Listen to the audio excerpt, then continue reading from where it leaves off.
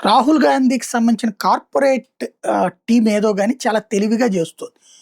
నేను ఫస్ట్‌లో రాహుల్ గాంధీ మొదట్లో రాజకీయ రంగ ప్రవేశం చేసినప్పటి నుంచి చూస్తున్నా. అప్పుడు మొట్టమొదటిసారి విజయవాడ లయోలా కాలేజీలో ప్రోగ్రామ్ పెట్టారు. Students interaction.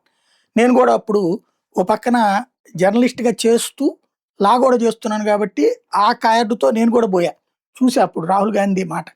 విన్నాక నాకు అర్థమైంది అతని దగ్గర పెద్ద పరిజ్ఞానం ఏం లేదు అన్నటువంటిది. సరే ఆ తర్వాత ఎదుగుతాడేమోలే అనుకున్నాను గానీ, ఇప్పటికి అపరిపక్వత తాండవిస్తుంది. బట్ ఆడపిల్లలతో ఇంటరాక్షను, స్టూడెంట్స్‌తో ఇంటరాక్షన్ లాంటివి చేసినప్పుడు అనేక సార్లు చివరికి కామెడీ పీస్‌గానే మిగులుతున్నాడు. నిన్న అట్లాగే ఎవరో ఆడపిల్లలతో పెట్టుకున్నాడు.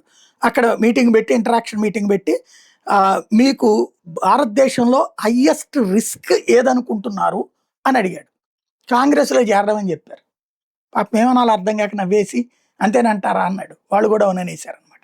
అట్లుంది పరిస్థితి పాపం రాహుల్‌కి.